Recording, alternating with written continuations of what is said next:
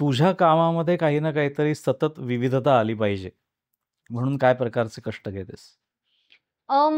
Show preparation फार महत्वाची असते रेडिओमध्ये आणि एकसारखं जर का तुम्ही बोलायला लागलात, तर पुढच्याला पण ती सवय होते, की आता नेहमी हेच बोलणार. आता नेहमीच्या शोवरती हेच होणार. तर आमच्याकडे सेगमेंट नावाचा प्रकार असतो. छोटे-छोटेसे सेगमेंट्स आणि ते मी नेहमी चेंज करते. त्यामध्ये बऱ्याचदा गेम्स असतात. बऱ्याचदा एखादी स्टोरी बेस्ड असते. एखादी गोष्ट सांगायची आणि म्हणायचं, की याच्या मागची ते गाणं कुठलं आहे.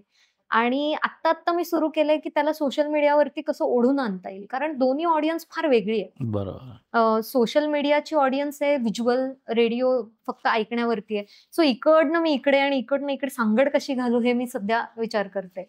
ऐकावं ते नवलच नावाने मी आता पॉडकास्ट पण सुरू बरं, केलाय. क्या बात है! मिर्ची प्लसचा आपला ॲप आहे आणि मला असे मिस्टिरियस गूढ गोष्टी वाचायला, ऐकायला आवडतात. सो मराठीमध्ये मी ते सध्या घेऊन आली आहे. सो हा नवीन प्रयोग आहे माझा आणि लवकरच तो सोशल मीडियावरती पण घेऊन येणार आहे. त्याच्यामध्ये काय एक्झॅक्टली असणार आहे? आपल्या भारतामध्ये अशा खूप गोष्टी आहेत, की ज्या मिस्ट्री बनवून आहेत, की ज्याच्या मागचं गूढ कधी निघालेलंच नाहीये. समोर आलं नाही. जसं एक हरभजन सिंग म्हणून माणूस आहे, क्रिकेटर नाही. असा एक व्यक्ती आहे, की जो आधी सैनिक होता आणि बॉर्डरवरती. करेक्ट आणि त्याचा मृत्यू झाला आणि आज सुद्धा जर त्याच्या स्मारकाच्या बाहेर तुम्ही शूज ठेवून गेलात, तर क्लीन शूज, तर थोड्या वेळानंतर आल्यावर किंवा रात्रीमधनं पाहिलं, तर त्याच्यावरती चिखल लागलेला असतो.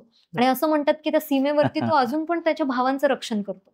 आता बरेच लोक विश्वास नाही ठेवत, पण या गोष्टी आहेत ज्या आपल्या आख्यायिका आहेत भारतामध्ये. त्या आहेत. आणि अशी खूप जागा, खूप माणसं आहेत.